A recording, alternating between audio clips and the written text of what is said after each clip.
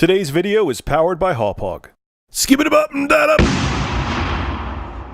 So in case you didn't know by now, Katie Couric had a special on called Are Video Games Ruining Your Life? Now, I don't know if she was paid to do this or not. She probably wasn't, but it's the hot topic. It's the thing to talk about right now, especially with after the horrible thing that happened in Sandy Hook and that he was a gamer, and you know, now it's a big thing, and now it's just going to snowball and turn into an avalanche, and here we go. Anyway, here's an excerpt from it.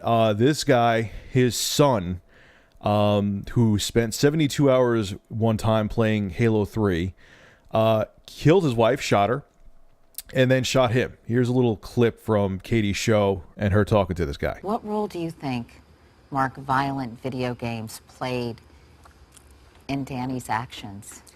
A huge role. His actual character, the type of kid that he was, just fun-loving, joking kid, he changed. He became very withdrawn. He became isolated.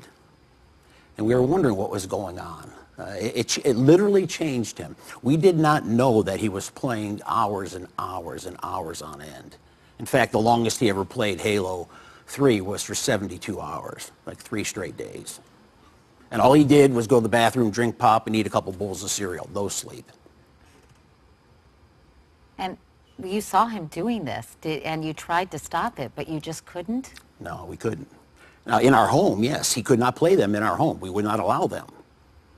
But when, you know, a teenage boy goes to hang out with his friends, you know, I'm not the type of dad, or my wife wasn't the type of mom, we're just going to monitor everything he does all the time. He's going to go do what he's going to do. But we ended up finding out, and he just kept changing. Now they also have other clips too where there's a former NFL player who gave up playing the NFL because he was too addicted to video games. They had doctors on there, so on and so forth. The same bullshit that you see with all of these other specials and news articles and everything like that. But I've said this 1,000 times. This is always conveniently skipped by all of these news reports and by everything else. The first thing is that there's people that can have a couple beers. There are people that are alcoholics. There are people that can experiment with drugs and never touch them again. And there's people that become crackheads.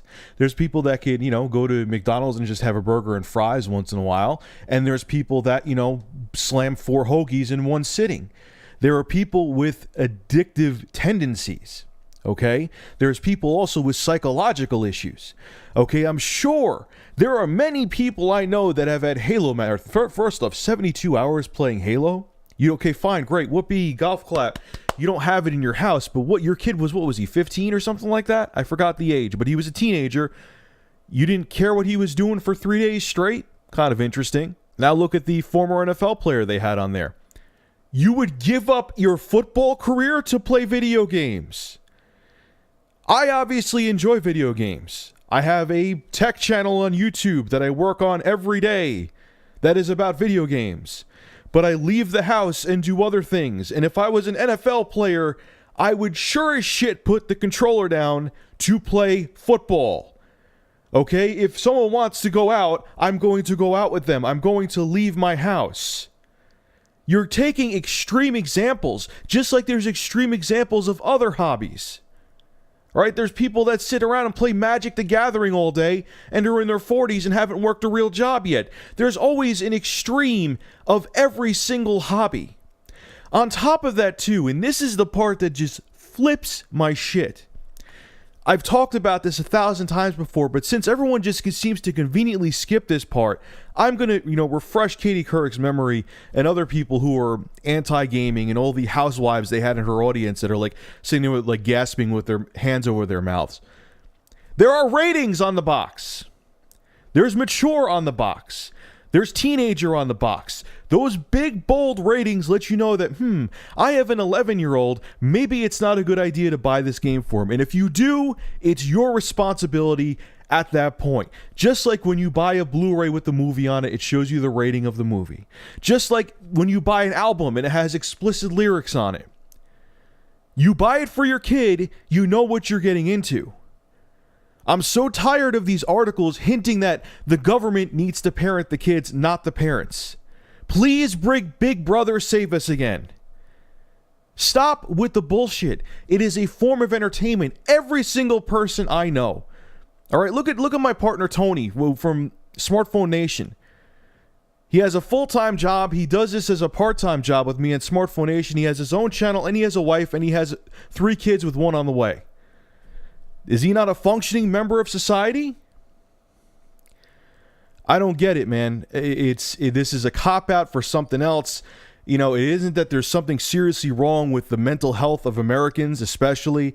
It isn't that, there's something wrong with the fact that anyone and their mother could pick up a gun. Again, I'm not against guns. It's about video games. It's about playing something imaginary, and that's what the problem is. There's some people that go out, and there's 2 groups of people. There's people that go out and socialize, do healthy things, play sports, hang out with friends. Then there's the other kid that goes out and socializes and becomes part of a gang, becomes part of the Latino Kings. Are you going to start having special reports saying that we should, ban socializing, or there should be stricter laws on socializing? It's a slippery slope, man, and we're going down it. Cut the shit out and come back down to planet Earth. That's where I live. Have a good one.